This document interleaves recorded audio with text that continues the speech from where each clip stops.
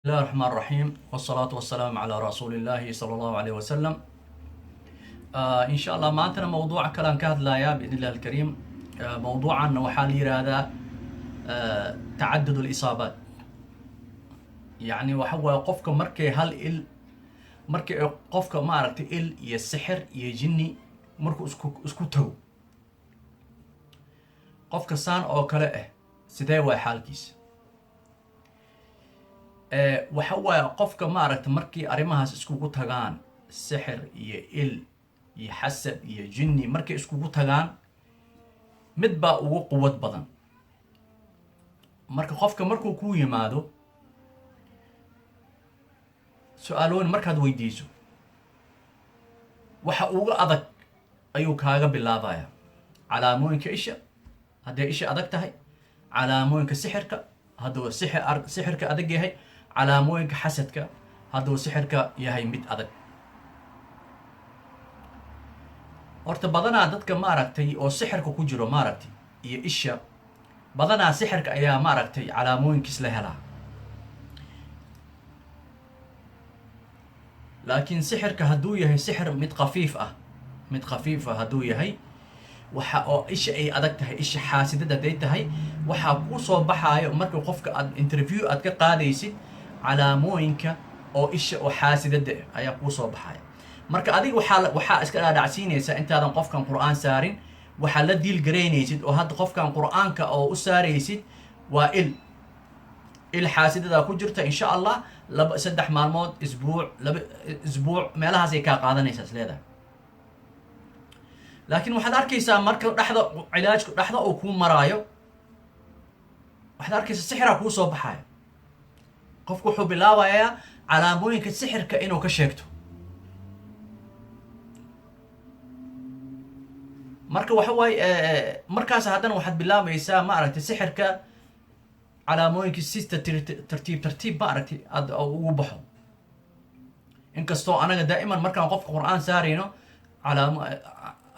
suuradooyinka isha loogu talagalay, suuradooyinka sixirka loogu talagalay ayaan saarnaa. laakiin qur'aanka waa casiiz, kalaamullah waa casiiz, wax yaryar lama diilgareeyo.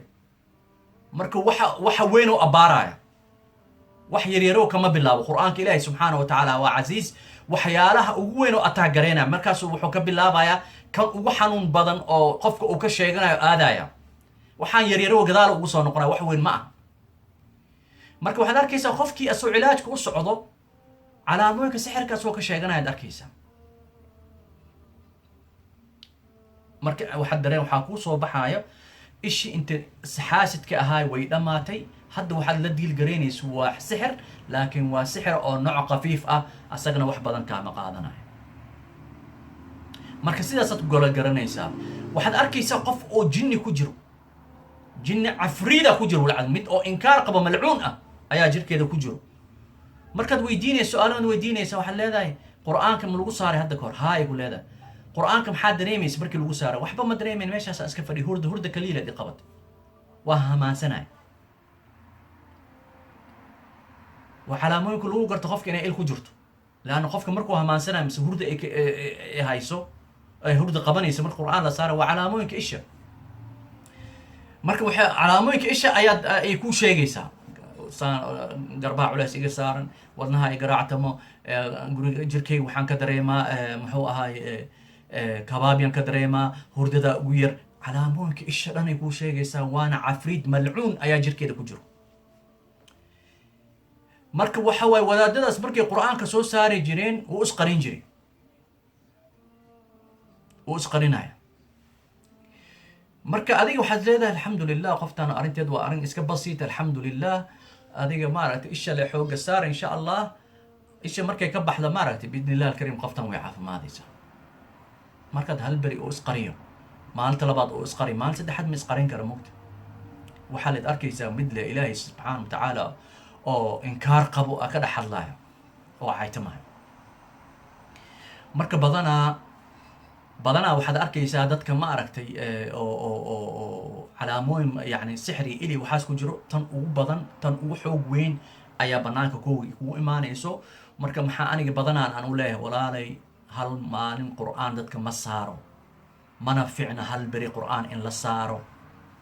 waa inay markay ugu yartahay 3 maalmood qur'aanka qofka la saara. 3 maalmood ugu yaraan waa inaa qofka qur'aan la saara. limaada saas aan u leeyahay? lianna wax baa qarsan oo anaga aanan ogeyn. waxaa la rabaa wixii qarsanaa inuu soo baxo bannaanka yimaado. qofkana yimaado idhow sheekho aniga safaran ahay hal beriyaan rabaa qur'aan, waxaan dhahayaa walaalo mise walaalay wixii kaa soo gaara aniga mas-uul ka mihi, adaa mas-uulka ah. haddaa arrinta qur'aan waan ku saaray, laakiin wixii ka yimaado xanuunku waa igu bati ma i dhihi kartid. adaa mas-uulka ah, lianna adigaadan cilaajka aadan dhamaysanin. qofka oo maaragtay marka inuu qofka wadaadka waxaa fiican dadka inuu daacad oo la noqdo. wixii damiirkiis sheegaya inuu damiirkiis amrahay maaragtay inuu sameeyo ayaa fiican. lianna qofka inaad wixii aad ku kiciso tahyiijal marad aad ku samayso aad aga tagto ma fiicno. waa inaad isku u digtaa aad tidhaahdaa aniga arrintaani hal beri qur'aan kuma fiicno walaali, ka badanaad u baahanta. hadduu kugu adkeeyo wixii ka yimaad adaa mas-uulka ah. marka waxa waaye calaamooyinka badanaa way isqariyaan. waxyaalaha maaragtay oo qofka oo maaragtay isdhahay waa sahlan yahay wuxuu ku noqdaa daa'iman maaragtay waa wax adagu gadaal ka noqonaya. marka jinniyaashu way isqariyaan, waxay isku qariyaan il. qof oo jinni ku jira waxay ku leedahay aniga illa ay haysato. jinni oo inkaar qabaa jirkeeda ku jira waxay ku leedahay ani sheekh wadaadada dhan waa ii sheegay kulli wadaadada hortaada aan soo maray kulli waxay yidhahdeen ilaa igu jirto. waxaad arkaysaa qof oo maaragtay naag oo wuxuu qabaa naagtiisa ayaa sixran. sixirka naagtiisa ayuu ka soo qaaday. markuu ku yimaado sixirkana markii adiga oo sixir oo mutacaddi oo yahay, sixir mutacaddi markuu yahay oo qof kale maaragtay aad ka soo qaadatay sixirka, wuxuu ku siinaya calaamooyinka isha. wuu ku imaanayaa wuxuu leeyahay sheekhu saana ahay saana ahay saana. xaaskii kuuma sheegaya inay jiranta, inuu jinni jirkeeda ku jiro, sixir jirkeeda ku jiro kuuma sheegaya. wuu ku imaanaya wuxuu ku leeyahay sheekhu saana isaan ayaa ihaaya. bas waxaa leedahay qofkan waa in maaragtay maasha allah oo iska socda keligiis ilaa haysato. isha markay ka baxday insha allah waa caafimaadaya. ishan waxaa lagu gartaa qofka markii qur'aan la saaro 2 beri 3 maalmood waa inuu inshiraax u dareemaa, waa inuu qafiif iyo raaxad iyo caafimaad waa inuu dareemaa. laakiin sixirka saas ma ah. waxaad arkaysaa qofkii maaragtay wuu kasii darooya, xanuuna kusoo ziyaadaya. qur'aanaa saaraysa waxba maalin dambe uu ku soo noqdo wuxuu ku leeyahay sheekhu saana aan dareemayn maaxan waxaan ma arki jirin, san ma arki jirin, aniga saan ma ahaan jirin, maxaa waaye qur'aankan waxa waa iiga daray oo ku leeyahay. markaasaa marka su-aasha aad weydiinaysa ka waran yaa kula degan guriga, xaaskaaga ka waran xaalkeed. wallahi xaaskayga saasay ka sheegata madax xanuun, habeenka ma jiifato, caloosha le xanuun. calaamooyinka sixirka kuu sheegaya. walaalow adiga waxay ahayd inaad adiga iyo xaaska qur'aan in la saaro oo waxaan adiga xaaskaagaad ka keentay. marka qofka ma daa'iman sixir almutacaddi markuu yahay, sixirka qof kale aad ka soo qaadatay wuxuu ku siinaya calaamooyinka isha, waxaad is leedahay illee waay waxaan. ma aha waa sixir oo kuu qarsan oo adiga qof kale aad ka soo qaaday, gaar ahaan xaaskaaga. calaamooyin isha ayuu ku siinaya, laakiin waa sixir kuu jirkaaga ku jirno oo duugan oo u baahan in lasoo saaro. haddaadan iska gaarin wuxuu noqonayaa markaas kadib markuu 5 sano uu dhaafo sixirkaasi oo adiga xaaskaaga aad ka soo qaaday, marka oo wadaad aad u tagtid wuxuuba kaa dareemaa, wuxuu kaa arkayaa calaamooyinka sixirka oo clear ah oo waadax ah. lianna jaa sixirka khafiifka ahaa wuu dhaafay, wuxuu noqday sixir mutacaddi oo qawi ah ayuu noqonayaa. marka calaamooyinka xaaskaaga ay ka sheeganaysa nafteed ayaa adiga naftaa isku arkaysaa. marka adiga iyada isku level ayaad noqonaysiin, jiradii isku level ayaad noqonaysiin, laakiin ayada asal ah adiga farac ayaa tahay. waxa ayada qabto oo dhan ma qabtid, laakiin waxyaalaha xoogga leh ee iyada ay qabto waa isku arkaysaa adigana.